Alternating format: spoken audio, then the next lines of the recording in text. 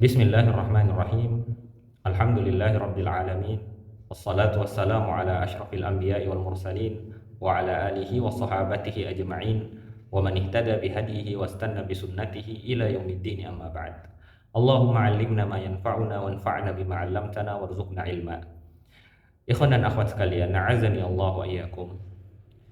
Jika dilihat dari perubahan keadaan huruf terakhirnya, maka al-kalimah atau kata terbagi menjadi dua, yaitu kata-kata yang mu'rab dan kata-kata yang mabni. Kata-kata yang mu'rab adalah kata yang keadaan atau harokat huruf akhirnya dapat berubah karena perubahan hukum i'rab. Kata-kata yang mu'rab adalah kata yang keadaan atau harokat huruf terakhirnya dapat berubah karena sebab perubahan hukum i'rab. Seperti kata Muhammadun mendapatkan harokat dhammah karena dia hukum i'rabnya rafa'. Lalu Muhammadin mendapatkan harokat kasrah karena hukum i'rabnya jar. Lalu Muhammadan mendapatkan harokat fathah karena hukum i'rabnya nasab. Perubahan hukum i'rab mengakibatkan perubahan keadaan huruf terakhir untuk kata-kata yang mu'rab. Dan hukum i'rab dapat berubah karena dua hal. Pertama, perubahan posisi atau jabatan dalam struktur kalimat. Perubahan posisi suatu kata atau jabatan suatu kata dalam struktur kalimat. Misalnya, pada suatu kalimat kata ini berposisi sebagai subjek, lalu di kata yang lain dia menjadi objek, atau mungkin keterangan dan seterusnya. Maka setiap jabatan kata dalam kalimat telah memiliki hukum i'rabnya sendiri-sendiri, dan hal itu sudah baku yang akan kita pelajari di pertemuan-pertemuan berikutnya. Contoh, kita katakan Muhammadun ustadzun. Di sini Muhammadun berharokat dhammah. Lalu di contoh kedua kita katakan ra'aitu Muhammadan. Saya telah melihat Muhammad. Di sini menjadi Muhammadan. Lalu contoh ketiga kita katakan hadza kitabu Muhammadin. Muhammadin mendapatkan harokat kasrah. Kenapa ada perbedaan harokat ini? Karena ketiga kata Muhammad memiliki perbedaan jabatan dalam struktur kalimat. Untuk contoh pertama, Muhammadun ustadzun, Muhammad adalah subjek atau mubtada. Di sini dia sebagai subjek atau mubtada. Sehingga secara pasti Muhammadun mendapatkan hukum rafa karena subjek pasti mendapatkan hukum rafa. Dan alamat rafa'nya di sini adalah dhammah, karena di antara alamat atau tanda atau harokat dari hukum rafa adalah dhammah. Adapun untuk contoh kedua, ra'aitu Muhammadan, kata Muhammad di sini berharokat fathah. Kenapa? Karena dia mendapatkan hukum nasab. Kenapa dia mendapatkan hukum nasab? Karena Muhammadan dalam contoh ini berposisi sebagai objek atau maf'ulun bihi. Dan objek atau maf'ulun bihi pasti mendapatkan hukum nasab. Dan di antara harokat dari hukum nasab atau tanda atau alamat dari hukum nasab adalah harokat fathah. Maka menjadi ra'aitu Muhammadan. Untuk contoh ketiga, Muhammadin. Hadza kitabu Muhammadin. Muhammadin pada contoh ketiga berharokat kasrah. Kenapa? Karena dia adalah kata yang disandari. Dan dalam bahasa Arab secara baku bahwasanya setiap kata yang disandari akan mendapatkan hukum jar. Dan di antara tanda atau alamat atau harokat dari hukum jar adalah kasrah. Perubahan keadaan atau harokat akhir dari kata ini disebabkan karena perubahan hukum i'rab. Dan perubahan hukum i'rab ini disebabkan karena perubahan jabatan dari kata-kata tadi. Perubahan jabatan dalam struktur kalimat.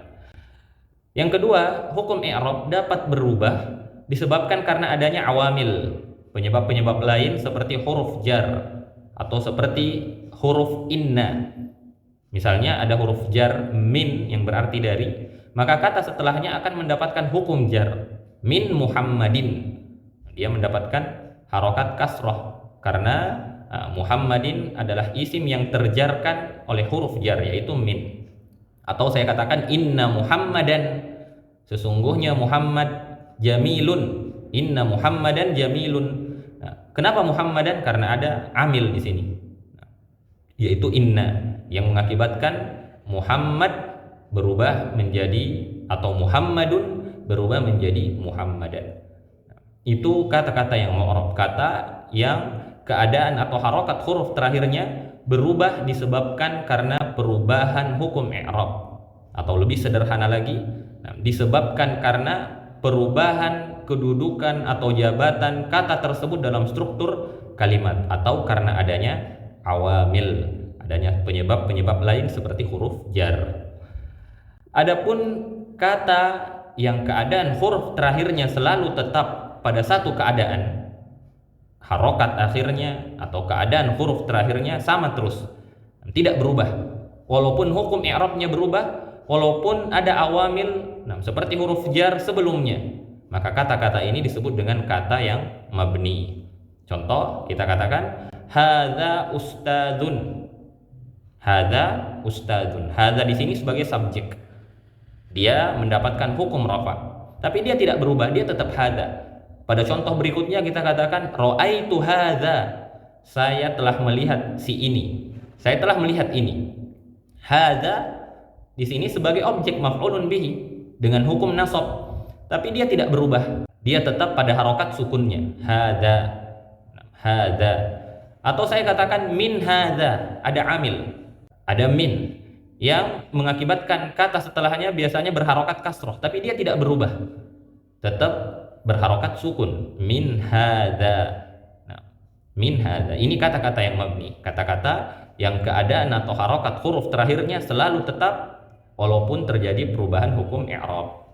Ikhwan dan akhwat sekalian, azani Allah wa iyyakum. Lalu bagaimana pembagian kalimat atau kata kepada mu'rab dan mabni? Semua harf, semua fi'il madhi dan semua fi'il amr adalah mabni. Semua harf, semua fi'il madhi dan semua fi'il amr adalah mabni. Selain mabni, ketiganya juga tidak memiliki hukum i'rab, tidak memiliki posisi dalam hukum i'rab, yang nanti akan diistilahkan dengan la mahalla lahu minal i'rab. Dan ini istilah yang akan banyak berulang, la mahalla lahu minal i'rab. Kata ini tidak memiliki posisi dalam hukum i'rab, sehingga harf, fi'il madhi dan fi'il amr tidak mungkin mendapatkan hukum rafa, hukum nasab, hukum jar dan hukum jazm, karena mereka tidak memiliki posisi dalam hukum i'rab. Mereka disebut sebagai kata yang la mahalla lahu minal i'rab, yang tidak memiliki posisi dalam hukum i'rab. La mahalla lahu minal i'rab. Adapun sebagian besar fi'il mudhari dan isim adalah mu'rab. Sebagian besar fi'il mudhari dan isim hukumnya mu'rab, dapat berubah. Dan sebagian kecilnya dihukumi mabni, tetap dan tidak berubah, seperti pada contoh tadi, kata hadza. Itu mabni, tidak berubah. Namun demikian, walaupun isim dan fi'il mudhari mabni, keduanya tetap memiliki posisi atau mahal dalam hukum i'rab. Tadi harf, fi'il madhi dan fi'il amr la mahalla lahu minal i'rab, tidak punya posisi dalam hukum i'rab. Adapun isim dan fi'il mudhari, maka keduanya memiliki posisi dalam hukum i'rab yang nanti akan diistilahkan dengan kata fi mahalli, pada posisi. Jadi isim dan fi'il mudhari ketika dia mabni, kita akan menjelaskan bahwasanya dia mabni pada harokat ini. Dia tetap pada harokat ini, dia selalu sukun, tapi fi mahalli, tapi dia pada posisi rafa, nasab, jar atau jazm. Keduanya tetap mendapatkan hukum i'rab, keduanya tetap mendapatkan hukum i'rab, tapi diistilahkan dengan fi mahalli. Dan ini nanti akan banyak diulang. Kalau masih agak membingungkan, yang terpenting kita mengetahui istilah-istilahnya. Tadi kata-kata yang mabni secara asal, yaitu harf, fi'il madhi dan fi'il amr, mereka tidak mendapatkan hukum i'rab sehingga dikatakan la mahalla lahu minal i'rab. Adapun isim dan fi'il mudhari yang asalnya mu'rab, ketika dia mabni, maka dia tetap mendapatkan hukum i'rab. Dia tetap mendapatkan hukum i'rab, atau yang nanti diistilahkan dengan fi mahalli, pada posisi. Dia mabni, dia tetap, tapi dia pada posisi rafa, dia pada posisi nasab, dia pada posisi jar atau jazm. Nah, dan itu akan dijelaskan lebih jauh pada bab-bab berikutnya. Kemudian untuk kata-kata yang mendapatkan hukum i'rab, yaitu isim dan fi'il mudhari. Kata-kata yang mendapatkan hukum i'rab yaitu isim dan fi'il mudhari, dalam suatu jumlah atau suatu kalimat, keduanya pasti akan menduduki salah satu dari 4 hukum i'rab. Isim dan fi'il mudhari pasti akan mendapatkan salah satu dari 4 hukum i'rab. Kalau dia tidak rafa, maka mungkin dia nasab atau dia jar, atau dia jazm jika itu adalah fi'il mudhari. Adapun kata-kata yang pada asalnya mabni, yaitu harf, fi'il madhi dan fi'il amr, maka semuanya tidak mendapatkan hukum i'rab yang 4. Karena memang dia tidak memiliki posisi dalam hukum i'rab, tidak mendapatkan hukum i'rab yang 4. Namun dikatakan untuk menjelaskan ketiganya dengan istilah mabni ala, atau yang tetap pada. Misalnya kata fi, kata min, maka kita katakan min ini mabni ala sukun, dia tetap pada sukun. Atau kata zahaba, telah pergi, fi'il madhi, maka kita katakan dia mabni alal fathi, dia tetap pada harokat fathah, maksudnya harokat terakhirnya. Kita nggak mengistilahkannya dengan rofa, nasab dan jar. Kita tidak mencari alamat perubahannya, apakah dari dhamma ke fathah atau ke kasrah, tapi yang kita cari dia tetap, atau harokat akhirnya tetap pada harokat apa. Ternyata dia tetap pada fathah yang diistilahkan nanti dengan mabni alal fathi. Kalau tetap pada harokat kasrah, maka kita katakan mabni alal kasri. Kalau selalu berharokat dhammah, maka kita katakan mabni alal dhammi, atau tetap pada dhammah. Kalau selalu sukun, maka kita katakan mabni alas sukun. Harf, fi'il madhi dan fi'il amr tidak memiliki hukum i'rab, tapi harokat akhirnya tetap pada satu keadaan atau satu harokat yang nanti diistilahkan dengan mabni ala, tetap pada. Ikhwan dan akhwat sekalian, a'azani Allah wa iyyakum. Kita akan jelaskan satu persatu harokat tetap pada kata-kata yang mabni. Yang pertama untuk harf. Untuk harf, maka mabninya selalu pada harokat akhirnya. Maksudnya bagaimana? Maksudnya ketika kita mengatakan mabni ala, maka kita tinggal melihat huruf terakhirnya. Apabila huruf terakhir dari harf ini adalah fathah, maka kita katakan mabni alal fathi. Apabila harokat terakhirnya adalah kasrah, kita katakan mabni alal kasri. Sehingga harf selalu mabni ala harokat akhirnya. Sedangkan fi'il madhi, maka fi'il madhi selalu mabni alal fathi. Selalu mabni alal fathi. Jika harokat terakhirnya terlihat fathah, maka kita katakan dia mabni alal fathi. Contoh zahaba. Zahaba dia fi'il madhi yang mabni alal fathi, dia tetap pada harokat fathah. Lalu bagaimana jika ternyata harokat terakhirnya bukan fathah, tapi dengan harokat lain seperti sukun atau dhammah? Maka kita katakan tetap mabni alal fathi, tapi fathil muqaddar. Fathil muqaddar.